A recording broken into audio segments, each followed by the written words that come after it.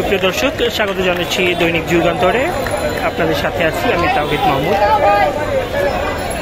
আমি রয়েছি রাজধানীর হাইকোর্টের সামনে, যেটি মাজার গেট বলে সবাই চেনে পরিচিত যে গেটটি, সেই গেটের সামনে আপনারা দেখছেন মাজার গেটের সামনে শিক্ষার্থীদের বিক্ষোভ। আমরা এখানে সকাল থেকে অপেক্ষা করছিলাম, সকাল থেকেই এখানে দেখেছি। আজ সকাল থেকেই এখানে আইনজীবীরা অবস্থান নেন এবং আমরা শিক্ষকদেরকে এখানে দেখেছি অবস্থান নিতে, এবং সেটি পুলিশ এবং আইনজীবীদের সঙ্গে তখন ব্যাপক ধাক্কাধাক্কি হয় এবং পরবর্তীতে আইনজীবীরা কিন্তু বিক্ষোভ করে। এবং পরবর্তীতে আমরা দেখেছি যে সামনে কিছু শিক্ষার্থী যখন জড়ো হয় তখন পুলিশ তাদেরকে 4-5 জনকে গ্রেপ্তার করে, 4-5 জনকে আটক করে। সেই 4-5 জনকে আটক করার পরে আইনজীবীরা পুলিশের সঙ্গে কথা বলে। নিরাপরাধ ছাত্ররা আছে, নিরস্ত্র, যারা সমাবেশ করতে আসছে, এটা তাদের নাগরিক রাজনৈতিক অধিকার, তাদের এই অধিকারকে রক্ষা করার জন্য আমরা সুপ্রিম কোর্টে নিয়মিত প্র্যাকটিশনার আমরা প্র্যাকটিস করতে এসেছি। আমরা দেখতে পাই যে তারা কোর্টের এদিকে আসার পরে পুলিশ তাদের উপর চওড়া হয়, 2 জনকে গ্রেপ্তার করে। একটা গাড়িতে 4 জন করে 4 জনকে আটক করে গ্রেপ্তার করে নিয়ে যাওয়ার সময় আমরা পুলিশকে বাধা দিই। আমরা জানতে চাই যে আপনারা কেন ওদেরকে গ্রেপ্তার করুন, ওদের কী অপরাধ ছিল। পুলিশ উপযুক্ত কোনো উত্তর দিতে পারেনি। তারপর এক পর্যায়ে তারা 2 জনকে ছেড়ে দেয়। আমরা যখন সরে যাই বাকি 2 জন নিয়ে পুলিশের কাছে চলে যেতে চেয়েছিল। পরবর্তীতে আমরা আবার বাধা দিই।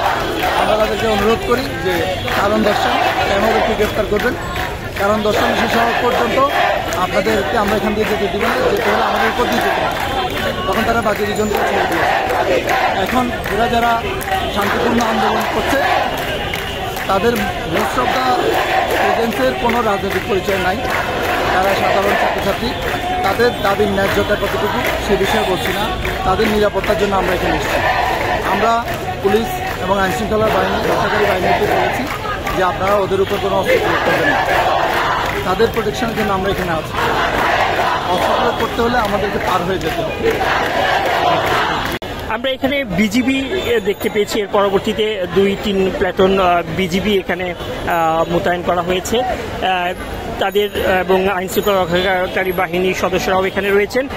তাদের সামনেই আসলে এই বিক্ষোভকারীরা, আন্দোলনকারীরা বা সাধারণ শিক্ষার্থীরা কিন্তু এখানে অবস্থান নিয়েছে। এখানে বিভিন্ন স্কুল, কলেজ, ইউনিভার্সিটির শিক্ষার্থীরা এখানে রয়েছে।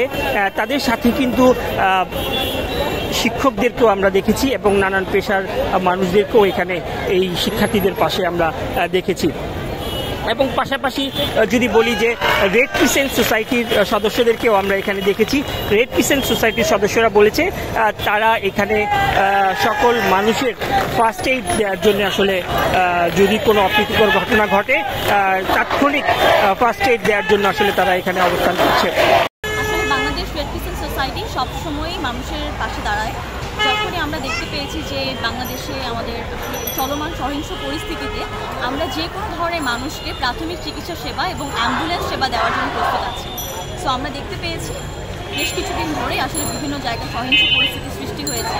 সো আমরা এখানে যারা আন্দোলনকারী আছে, যারা আইন শৃঙ্খলা বাহিনী আছে এবং যারা আমাদের জার্নালিস্ট আছেন, তাদের সকলকেই আমরা ফার্স্ট এইড সার্ভিস দেওয়ার জন্য এখানে প্রস্তুত আছি। এবং এখানে আমরা একজন সমন্বয়কারীদের সঙ্গেও কথা বলেছি।